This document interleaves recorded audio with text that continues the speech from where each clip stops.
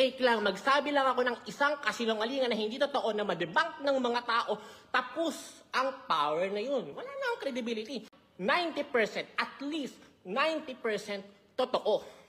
Sentro ngayon ng matinding kontrobersya, ang sikat na content creator na si Finest China.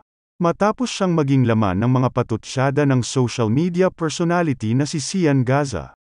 Nagsimula ang issue sa blind item ni Sian tungkol sa isang medyo sikat na personality, na nagpapanggap umanong namimigay ng milyon-milyon sa kanyang mga napiling followers.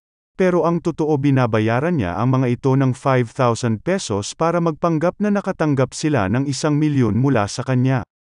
Bagaman hindi binanggit ni Sian Gaza kung sino ang kanyang tinutukoy. Agad na nahulaan ng mga netizens kung sino ito, na walang iba kundi si Finest China.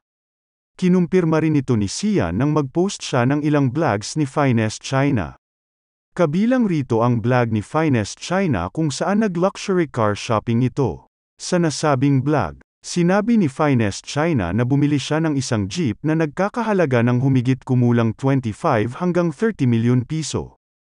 I'm so happy guys kasi nakapili po tayo ng kotse natin and sa sobrang bait.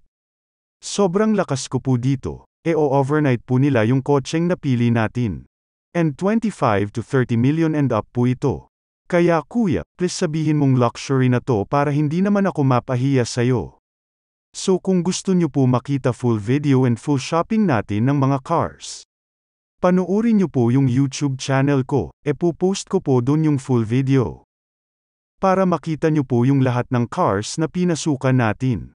Ngunit ayon kay Sian, may isang Pinoy daw na lumapit sa kanya at kilala daw nito ang manager ng pinuntahang car dealership ni Finest China. Kinumpirma raw nito na walang biniling kotse si Finest China sa nasabing car dealership. Chika pa ng source ni Sian, inis na inis daw ang may-ari ng nasabing car dealership.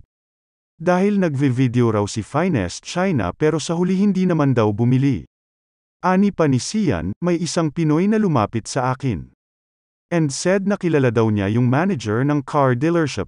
Wala daw siyang binili. Nag-video lang daw sa loob. Inis na inis daw yung may-ari. This chismis is confirmed 100%. Hinggil naman sa ipinakitang sasakyan ni Finest China sa kanyang vlog, ayon kay Sian, posibleng nirentahan lang daw ito para sa content. Aniya, hindi daw galing sa car dealership ito. Posibleng nirentahan lang daw for content.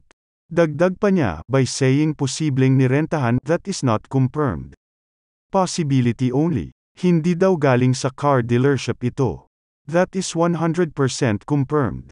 Hindi binili doon.